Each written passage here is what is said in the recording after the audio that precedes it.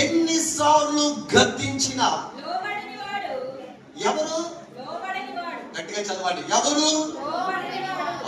ఎన్నిసార్లు గద్దించిన లోబడని వాడు మరి తిరిగి లేకుండా హఠాత్తుగా నాశనము అంటే మరణిస్తాడట. హల్లెలూయా, హల్లెలూయా.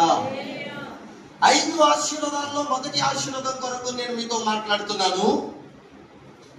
ఎలాగా దీర్ఘాయువు ఒక మనిషి దగ్గరికి, ఎలాగా దీర్ఘాయుష్ ఒక మనిషి దగ్గరికి వస్తుంది.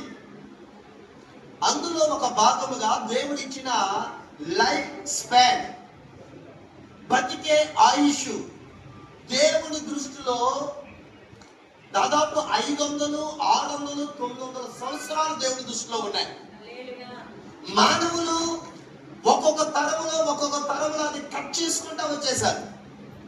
ఇక చివరాకారికి మోషే గారు అన్నారు, మోషే గారు ఒక మాట అన్నారు, మన ఆయుష్ కాలము 75 సంవత్సరములు, అధిక బలము ఉన్న ఎడల 90వ అధ్యాయం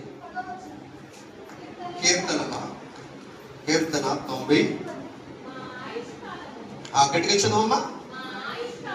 మా ఆయుష్ కాలం చూసారా ఎక్కడికి వచ్చేసిందమ్మా? ఇదా 969 సంవత్సరాలు ఎక్కడండి అమ్మా? 969 సంవత్సరాలు ఎక్కడ? 70 సంవత్సరాలు ఎక్కడ? చూసారా ఎంత పడేసుకున్నారో మనుషులు, ఎంత పడిపోయిందో ఆయుష్ కాలం. చూసారా ప్రియ దేవుని బిడ్డలారా, ఇంకా ఈ కరోనా పుణ్యమా అంటూ ఇంకా ఈ కరోనా వచ్చి ప్రజల్లో ఇప్పటికీ 45 సంవత్సరాలు దాటనట్లేదు. సడన్ గా మాయమైపోతున్నారు. గుండెపోట్లు సడన్ గా మాయమైపోతా ఉన్నారు. నడుస్తున్న వాళ్ళే సడన్ గా మాయమైపోతా ఉన్నారు. ప్రియ దేవుని బిడ్డలారా, దేవుడు ఏదో మనతో మాట్లాడుతున్నాడు. భక్తులకు దీర్ఘాయువు వచ్చును గాక. దేవుని బిడ్డలకు సుఖ జీవముతో గడుచు సంవత్సరాలు నేనిస్తాను. అది నా దగ్గర ఉన్నది అని దేవుడు మాట్లాడుతున్నాడు. చాలా సార్లు నువ్వు అని అంటావు, బతుకుతున్నామనే పేరుంది కానీ బతుకుతున్నాను కానీ సుఖం లేదండి అని. నిజమే, సుఖం లేదు. కానీ ఆ సుఖ జీవముతో గడుచు సంవత్సరాలు దేవుడు నీకు ఇస్తానని మాట్లాడుతా ఉన్నాడు.